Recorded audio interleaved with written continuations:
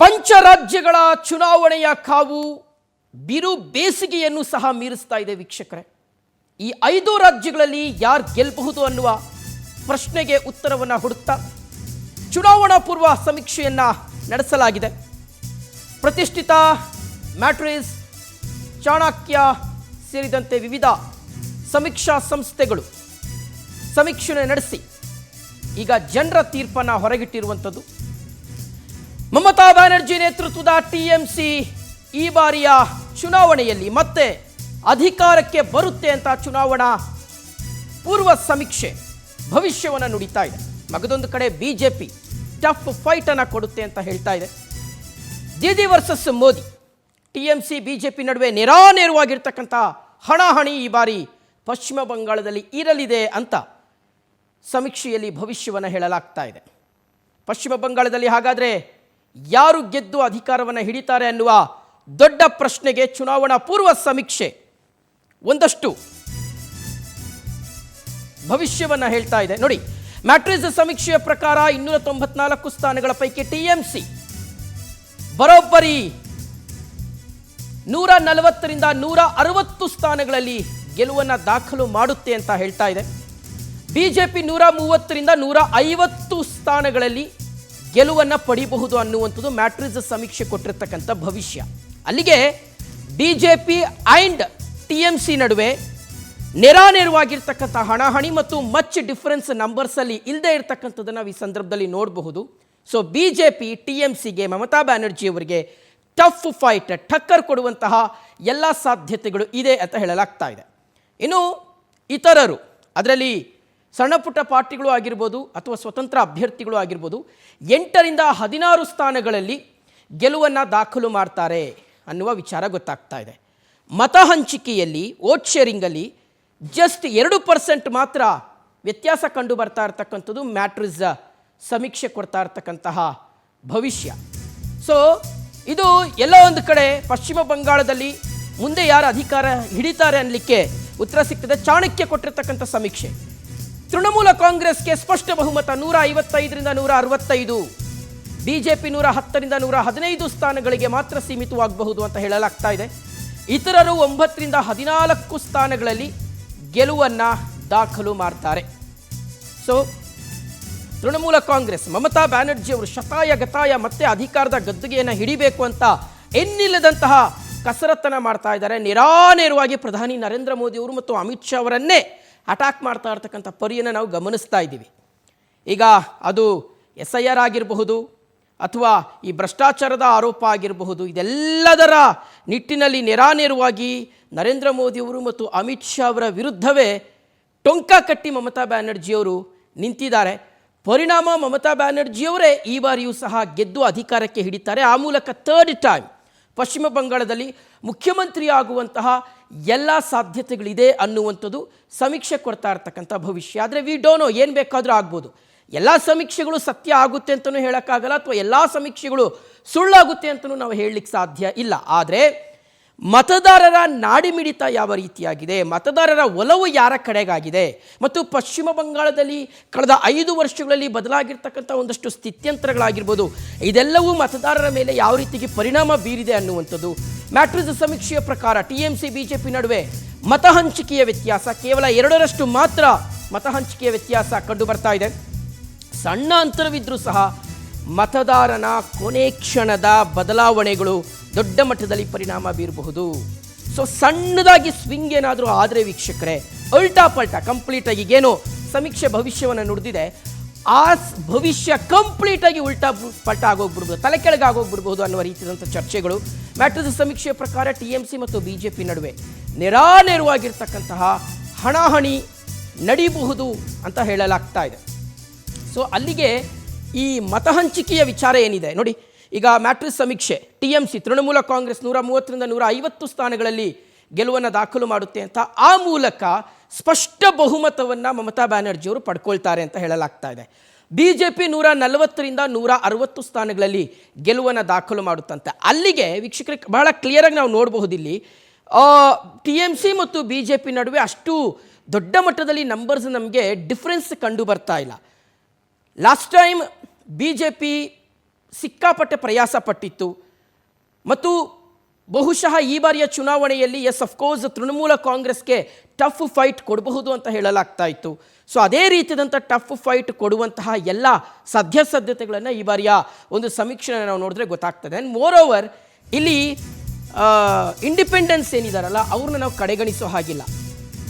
ಪಕ್ಷೇತರರು king makers ಆಗ್ತಾರೆ. 148 magic number, 294 ಸಂಖ್ಯಾಬಲದ ಪಶ್ಚಿಮ ಬಂಗಾಳದ ವಿಧಾನಸಭೆಯ ಟೋಟಲ್ ಸ್ಟ್ರೆಂತು. ಸೊ ಇದರಲ್ಲಿ ಕೊನೆ ಕ್ಷಣದಲ್ಲಿ ಏನು ಬೇಕಾದರೂ ಆಗಬಹುದು ಅನ್ನುವಂಥದ್ದು. ಸೊ ಅಲ್ಲಿಗೆ ಪಕ್ಷೇತರೇನಿದ್ದಾರೆ ಅವರು ನಿರ್ಣಾಯಕ ಪಾತ್ರವನ್ನು ವಹಿಸೋದ್ರಲ್ಲಿ ಯಾವುದೇ ರೀತಿಯಾದಂಥ ಅನುಮಾನ ಇಲ್ಲ. ಒಂದು ವೇಳೆ ಈ ಸಮೀಕ್ಷೆಗಳೇ ಕೊಟ್ಟಿರ್ತಕ್ಕಂಥ ಭವಿಷ್ಯವೇ ನಿಜವಾದರೆ, ಈ ಸಮೀಕ್ಷೆಯೇ ನಮಗೆ ಕರೆಕ್ಟ್ ನಂಬರ್ಸ್ ಅಂತ ನಮಗೆ ಚುನಾವಣೆಯಲ್ಲೂ ಸಹ ರಿಸಲ್ಟ್ನಲ್ಲಿ ಆನ್ May 4th ರಿಸಲ್ಟ್ ಬಂದಂಥ ಸಂದರ್ಭದಲ್ಲಿ ಇದೇ ರೀತಿಯಾದಂಥ ಒಂದು ಫಲಿತಾಂಶ ಬಂದರೆ ಪಕ್ಷೇತರರೇ ಕಿಂಗ್ ಮೇಕರ್ಸ್ ಆಗ್ತಾರೆ ಮತ್ತು ಪಕ್ಷೇತರರಿಗೆ ಸಿಕ್ಕಾಪಟ್ಟೆ ಡಿಮ್ಯಾಂಡು. ಅವ್ರು ಎಲ್ಲಿದ್ದರೂ ಸಹ ಹುಡ್ಕೊಂಡು ಹೋಗ್ತಾರೆ ರಾಜಕೀಯ ಪಕ್ಷದ ನಾಯಕರು. ಅವ್ರಿಗೆ ಇನ್ನಿಲ್ಲದಂಥ ಆಸೆ ಆಮಿಷಗಳನ್ನು ಒಡ್ಡಬಹುದಾದಂಥ ಸಾಧ್ಯತೆ ಇದೆ.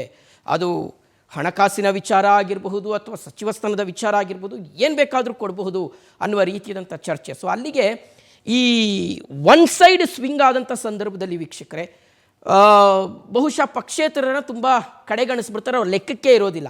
ಆದರೆ ಈ ರೀತಿಯಾಗಿ ನಂಬರ್ಸಲ್ಲಿ ಒಂದು 5-6 ನಂಬರ್ಗಳು ಅಥವಾ ಒಂದು 10-15 ನಂಬರ್ ಒಳಗಡೆ ಅಥವಾ ಪಕ್ಷೇತರರೇ ನಿರ್ಣಾಯಕ ಪಾತ್ರ ವಹಿಸುವಂಥ ನಂಬರ್ಸ್ ಲೆಕ್ಕದಲ್ಲಿ ಪಕ್ಷೇತರರು ಏನಾದರೂ ನಂಬರ್ಸನ್ನು ತಗೊಂಡ್ರೆ ಇಂಡಿಪೆಂಡೆನ್ಸ್ನ ಹಿಡೀಲಿಕ್ಕಾಗೋದಿಲ್ಲ, ಪಕ್ಷೇತರನೇ ಹಿಡೀಲಿಕ್ಕಾಗೋದಿಲ್ಲ. ಅದೇ ರೀತಿಯಾದಂಥ ವಿಚಾರ ಈಗ ಸಮೀಕ್ಷೆಗಳು ಕೊಡ್ತಾ ಇರ್ತಕ್ಕಂಥದ್ದು. ಸೊ ಅಲ್ಲಿಗೆ ಪಶ್ಚಿಮ ಬಂಗಾಳದಲ್ಲಿ ಈ ಬಾರಿ ಕ್ಲೀನ್ ಸ್ವಿಂಗ್ ಅನ್ನೋದಕ್ಕಿಂತ ಹೆಚ್ಚಾಗಿ BJP ಆ್ಯಂಡ್ ತೃಣಮೂಲ ಕಾಂಗ್ರೆಸ್ ನೇರಾನೇರವಾಗಿ ಹಣಾಹಣಿ ನಡೆಸುವಂತಹ ಎಲ್ಲ ಲಕ್ಷಣಗಳು ಸಹ ಕಾಣಿಸ್ತಾ ಇದೆ. ಮಗದೊಂದು ಕಡೆ ಮಮತಾ ಬ್ಯಾನರ್ಜಿ ಅವರಂತೂ ಈ ವಿಚಾರವನ್ನು ಎಷ್ಟು ಪ್ರತಿಷ್ಠೆಯಾಗಿ ತೆಗೆದುಕೊಂಡಿದ್ದಾರೆ ಅಂದರೆ ಅದು SIR ವಿಚಾರಕ್ಕೆ ಸಂಬಂಧಪಟ್ಟಂತೆ ಸ್ವತಃ ಮಮತಾ ಬ್ಯಾನರ್ಜಿಯವರೇ ಮುಂದೆ ನಿಂತು ಅದನ್ನು ನಿಭಾಯಿಸಿದಂತಹ ಪರಿಯಾಗಿರಬಹುದು, ಅಥವಾ ಒಂದಷ್ಟು ಭ್ರಷ್ಟಾಚಾರ ಆರೋಪಗಳಿಗೆ ಸಂಬಂಧಪಟ್ಟಂತೆ ಒಂದಷ್ಟು ಸಂಸ್ಥೆಗಳ ಮೇಲೆ ಕೇಂದ್ರ ತನಿಖಾ ಸಂಸ್ಥೆಗಳು ದಾಳಿ ಮಾಡಿದಂಥ ಸಂದರ್ಭದಲ್ಲಿ ಸ್ವತಃ ಮಮತಾ ಬ್ಯಾನರ್ಜಿಯವರೇ ಆ ದಾಳಿಯಾದಂಥ ಸ್ಥಳಕ್ಕೆ ಹೋಗಿ ಅಲ್ಲಿ ಅವರು ನಡೆದುಕೊಂಡಂತಹ ರೀತಿಯಾಗಿರಬಹುದು. ಇದೆಲ್ಲವೂ ಸಹ ಬಹಳ ನಿರ್ಣಾಯಕ ಪಾತ್ರವನ್ನು ಈ ಬಾರಿಯ ಚುನಾವಣೆಯಲ್ಲಿ ವಹಿಸುತ್ತೆ ಅಂತ ಹೇಳಲಾಗ್ತಾ ಇದೆ. ಓಕೆ, ಇದ್ರ ಬಗ್ಗೆ ಕಂಪ್ಲೀಟಾಗಿ ವಿಶ್ಲೇಷಣೆ ಮಾಡ್ತಾರೆ ನಮ್ಮ ದೆಹಲಿ ಪ್ರತಿನಿಧಿ ಸಂತೋಷ್ ಈಗ ದೂರವಾಣಿ ಸಂಪರ್ಕದಲ್ಲಿ ಜಾಯ್ನ್ ಆಗ್ತಾ ಇದ್ದಾರೆ. ಸಂತೋಷ್, ಈ ಚುನಾವಣಾ ಪೂರ್ವ ಸಮೀಕ್ಷೆಯ ರಿಸಲ್ಟ್ ಇದು ನಿಜಕ್ಕೂ ಸಹ ಮತದಾರರ ನಾಡಿಮಿಡಿತದ ರೂಪದಲ್ಲಿ ಯಾವ ರೀತಿಗೆ ನೋಡಲಾಗ್ತಾ ಇದೆ ಅನ್ನುವಂಥದ್ದು. ಯಾಕಂದರೆ ಮಮತಾ ಬ್ಯಾನರ್ಜಿ ಅವರು 3rd ಟೈಮ್ ಮತ್ತೆ ಗೆದ್ದು ಅಧಿಕಾರದ ಒಂದು ಆಸೆಯನ್ನು ಇಟ್ಕೊಂಡಿದ್ದಾರೆ, ಅಧಿಕಾರಕ್ಕೆ ಬರಬೇಕು ಅನ್ನೋ ಒಂದು ಆಸೆಯನ್ನು ಇಟ್ಕೊಂಡಿದ್ದಾರೆ. ಮಗದೊಂದು ಕಡೆ BJP ಅಂತೂ ಟಫ್ ಫೈಟನ್ನು ಕೊಡ್ತಾ ಇದೆ ಅನ್ನುವಂಥದ್ದು. ಸೊ ಹಾಗಾಗಿ ಈ ಒಂದು ಸಮೀಕ್ಷೆನ ಯಾವ ರೀತಿಗೆ ನೋಡಲಾಗ್ತಾ ಇದೆ ಅಂತ? Very good morning Shivakumar. ಸಾಕಷ್ಟು ನಿರೀಕ್ಷೆಯನ್ನ ಮಹತ್ವಾಕಾಂಕ್ಷೆಯನ್ನು ಹುಟ್ಟು ಹಾಕಿರುವಂತಹ ಪಂಚರಾಜ್ಯಗಳ ಚುನಾವಣೆಯ ಪೈಕಿ ಪಶ್ಚಿಮ ಬಂಗಾಳ ಸಾಕಷ್ಟು ಮಹತ್ವವನ್ನು ಈ ಬಾರಿ ಪಡೆದುಕೊಂಡಿದೆ ಅಂತ ಹೇಳಿದ್ರೆ ತಪ್ಪಾಗಲಿಲ್ಲ. ವೆಲ್ ಆಸ್ ಅಸ್ಸಾಂ ವಿಧಾನಸಭಾ ಚುನಾವಣೆ ಕೂಡ ಸಾಕಷ್ಟು ಮಹತ್ವವನ್ನು ಪಡೆದುಕೊಂಡಿದೆ.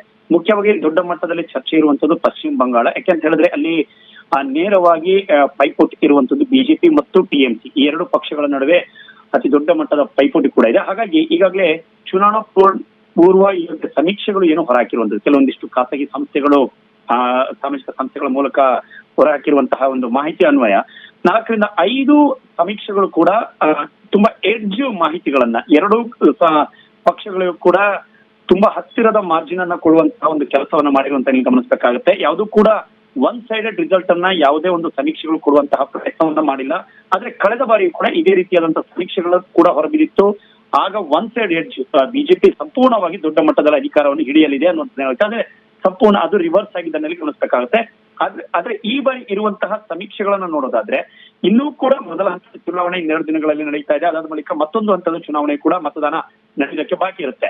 ಆದ್ರೆ ನಾರ್ತ್ ಪರಗಣದಲ್ಲಿ ಆಗುವಂತಹ ಪಶ್ಚಿಮ ಬಂಗಾಳದ ಕ್ಯಾಲ್ಕುಲೇಷನ್ಗಳೇ ದೊಡ್ಡ ಮಟ್ಟದ ಒಂದು ಬದಲಾವಣೆಯನ್ನ ಗಾಳಿಯನ್ನ ತರುವುದಕ್ಕೂ ಕೂಡ ಸಾಧ್ಯವಿದೆ ಅಂತ ಹೇಳಿದ್ರೆ ತಪ್ಪಾಗ್ಲಿಕ್ಕಿಲ್ಲ. ನಾರ್ತ್ ಪರಗಣ 24 ಇದೆ. ಅದು ಸುತ್ತಮುತ್ತ ಪ್ರದೇಶಗಳಿಗೆ, ಜಿಲ್ಲೆಗಳಿಗೆ ದೊಡ್ಡ ಮಟ್ಟದಲ್ಲಿ ಸಂಚಲನವನ್ನ ಜೊತೆಗೆ ಮತದಾರಗಳಿಗೆ ಬೇರೆ ಸಂದೇಶವನ್ನು ಕೊಡುವಂತಹ ಕೆಲಸಕ್ಕೆ ಆ ಒಂದು ಪ್ರದೇಶ ಸೀಮಿತ ಅಂತ ಹೇಳಿದ್ರೆ ತಪ್ಪಾಗ್ಲಿಕ್ಕಿಲ್ಲ. ಯಾಕಂತ ಹೇಳಿದ್ರೆ ಪ್ರತಿ ಬಾರಿ ಕೂಡ ನಂಬರ್ ಗಳನ್ನ ಡಿಸೈಡ್ ಮಾಡುವಂತದ್ದು ಈ ನಾರ್ತ್ ಪರಗಣ ಏನು ಕಾನ್ಸ್ಟಿಟ್ಯೂನ್ಸಿಗಳಿದೆ ಅದು ಸಾಕಷ್ಟು ಮಹತ್ವವನ್ನು ಕೂಡ ಪಡೆದುಕೊಳ್ಳುತ್ತೆ.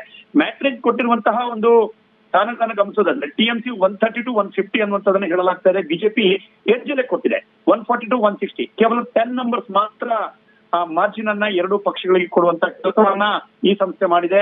ಅದೇ ಜೊತೆಗೆ ಸಾಕಷ್ಟು ಬಾರಿ ನಿರೀಕ್ಷೆ ಸರಿಯಾದ ಮಟ್ಟದಲ್ಲಿ ಕೊಟ್ಟಿರುವಂತಹ ಚಾಣಕ್ಯ ಸಮೀಕ್ಷೆ ಏನಿದೆ, ಇದು ಚಾಣಕ್ಯ ಸಮೀಕ್ಷೆ, ಇದು ಸ್ಪಷ್ಟವಾದಂತಹ ಬಹುಮತವನ್ನ ಟಿಎಂಸಿಗೆ ಕೊಡುವಂತ ಪ್ರಯತ್ನ ಮಾಡಿದೆ. ಬಿಜೆಪಿ ಕೊಂಚ ಮಟ್ಟಿಗೆ ಅಲ್ಲಿ 30ರಿಂದ 40 ಸ್ಥಾನಗಳಿಗೆ ತಗ್ಗಬಹುದು ಅನ್ನುವಂತ ಒಂದು ನಿರೀಕ್ಷೆ ಇದೆ. ಆದ್ರೆ ಇನ್ನೂ ಕೂಡ ಹಲವು ಸಂಸ್ಥೆಗಳು ಕೊಟ್ಟಿರುವಂತಹ ಈ ಒಂದು ನಂಬರ್ಸ್ ಗಳನ್ನ ನೋಡೋದಾದ್ರೆ ಮ್ಯಾಟ್ರಿಕ್ಸ್ ಕೊಟ್ಟಿರುವಂತಹ ಸಮೀಕ್ಷೆಗಳು ಕೂಡ ಇರ್ಬೋದು, ಜೊತೆಗೆ ಮ್ಯಾಜಿಕ್ ನಂಬರ್ ಅನ್ನ ಕೇವಲ ಟಿಎಂಸಿ ಮಾತ್ರ ಪಡೆದುಕೊಳ್ಳೋದಕ್ಕೆ ಸಾಧ್ಯ ಇಲ್ಲ ಅನ್ನುವಂಥದ್ದು. ಆದ್ರೆ ಈ ಬಾರಿಯ ಅಲ್ಲಿರುವಂತಹ ಚುನಾವಣಾ ಪ್ರಚಾರಗಳನ್ನ ಗಮನಿಸೋದಾದ್ರೆ ನೇರವಾಗಿ SIR ಅನ್ನ ಈ ಬಾರಿ ಟಿಎಂಸಿ ಅಸ್ತ್ರವಾಗಿ ಬಳಸಿಕೊಂಡಿತ್ತು. ಈ ಹಿಂದೆ ದೊಡ್ಡ ಮಟ್ಟದ ಗಲಭೆಗಳಾಗಿತ್ತು. ಆದ್ರೆ ಈ ಬಾರಿ ಗಲಭೆಗಳಿಗಿಂತ ಕೇವಲ ಮಾತಿನ ಚಕಮಕಿಗಳಿಗೆ ಎರಡೂ ಪಕ್ಷಗಳು ದೊಡ್ಡ ಮಟ್ಟದಲ್ಲಿ ಪ್ರಚಾರದ ಭರಾಟೆಯಲ್ಲಿ ಅದನ್ನ ಅಸ್ತ್ರವಾಗಿ ಉಪಯೋಗಿಸಿಕೊಂಡಿದೆ. SIR ಆದಂತಹ ಘಟನೆಗಳನ್ನ ಟಿಎಂಸಿ ಜನರ ಬಳಿ ತೆಗೆದುಕೊಂಡು ಹೋಗಿ ಅದನ್ನ ಮನವರಿಕೆ ಮಾಡುವಂತ ಕೆಲಸಕ್ಕೆ ಮುಂದಾಗ್ತಾ ಇದೆ. ಅಭಿವೃದ್ಧಿಯ ಮಂತ್ರಗಳನ್ನ ಹಿಡಿದುಕೊಂಡು ಟಿಎಂಸಿ ಮುಂದಾಗ್ತಾ ಇದೆ. ಆದ್ರೆ ಬದಲಾವಣೆ ಬೇಕು ಪಶ್ಚಿಮ ಬಂಗಾಳಕ್ಕೆ. ಅಲ್ಲಿ ಬಿಜೆಪಿ ದೊಡ್ಡ ಮಟ್ಟದಲ್ಲಿ ಬೇರೆ ಒಂದು ಬದಲಾವಣೆ ತರೋದಕ್ಕೆ ಸಿದ್ಧವಾಗಿದೆ. ಕಮಲ್ ಬಟನ್ ದಬಾವ್ ಅನ್ನುವಂತ ಒಂದು ಘೋಷಣೆಗಳು ಈಗಾಗಲೇ ಮೊಳಗ್ತಾ ಇರುವಂತದಲ್ಲಿ ಪ್ರಧಾನಿ ನರೇಂದ್ರ ಮೋದಿಯಿಂದ ಹಿಡಿದು ಅಮಿತ್ ಶಾ, ನಡ್ಡಾ, ಹೀಗೆ ನಿತಿನ್ ನವೀನ್ ಹಲವು ಬಿಜೆಪಿಯ ಪ್ರಮುಖ ನಾಯಕರುಗಳು ಕೇಂದ್ರದ ಸಚಿವರುಗಳೆಲ್ಲರೂ ಕೂಡ ಅಲ್ಲೇ ಬೀಡನ್ನು ಬಿಟ್ಟಿರುವಂತದ್ದು. ಶತಾಯಗತಾಯ 3ನೇ ಬಾರಿ ಪ್ರಯತ್ನವನ್ನ ಮಾಡ್ತಿರುವಂತಹ ಬಿಜೆಪಿ ಬೀದಿಯ ಹ್ಯಾಟ್ರಿಕ್ ಗೆಲುವನ್ನ ಕನಸನ್ನು ಕೂಡ ನಿಚ್ಚುನೂರು ಮಾಡ್ಬೇಕು ಅನ್ನೋಂಥ ಪ್ರಯತ್ನ ಈಗಾಗಲೇ ನಡೀತಾ ಇದೆ. ಎಷ್ಟರ ಮಟ್ಟಿಗೆ ಜನ ಬಿಜೆಪಿಗೆ ಮನ್ನಣೆಯನ್ನ ಕೊಡ್ತಾರೋ ಅಥವಾ ಟಿಎಂಸಿಗೆ ಮನ್ನಣೆಯನ್ನ ಕೊಡ್ತಾರೋ ಅಂತದನ್ನ ಬಹುಶಃ ಮೊದಲ ಹಂತದ ಶೇಕಡವಾರು ಮತದಾನವೇನಾಗುತ್ತೆ ಅದು ನಿರ್ಧಾರವನ್ನ ಮಾಡುತ್ತೆ. ಜೊತೆಗೆ ಕ್ಯಾಂಪೇನ್ ಮತ್ತಷ್ಟು ಬಾಕಿ ಉಳಿದಿರುತ್ತೆ ಕೆಲವೊಂದಿಷ್ಟು ಜಿಲ್ಲೆಗಳಲ್ಲಿ, ಅಸೆಂಬ್ಲಿ ಕಾನ್ಸ್ಟಿಟ್ಯೂನ್ಸಿಗಳಲ್ಲಿ. ಅಲ್ಲಿ ಬಿಜೆಪಿಯ ಪ್ರಚಾರ ಭರಾಟೆ, ರೋಡ್ ಶೋಗಳು, ಜೊತೆಗೆ ಇಲ್ಲಿರುವಂತಹ ನಾಯಕರುಗಳ ಪ್ರಚಾರದ ಭರಾಟೆಯ ಮೇಲೆ ನಿರ್ಧಾರವಾಗುತ್ತೆ. ಜನರ ಮನಸ್ಸನ್ನ ತಲುಪುವುದಕ್ಕೆ ಪ್ರಾದೇಶಿಕ ಪಕ್ಷವೇ ಒಳ್ಳೆಯದು ವಿಧಾನಸಭೆಯಲ್ಲಿ ಅಥವಾ ರಾಷ್ಟ್ರೀಯ ಪಕ್ಷಗಳಿಗೆ ಮನ್ನಣೆಯನ್ನ ಕೊಡ್ಬೇಕು ಅನ್ನೋದು. ಇದೆರಡೂ ಪಕ್ಷಗಳು. ಥ್ಯಾಂಕ್ ಯು ಸಂತೋಷ್ ತಮ್ಮೆಲ್ಲ ಡೀಟೇಲ್ಸ್ಗಾಗಿ.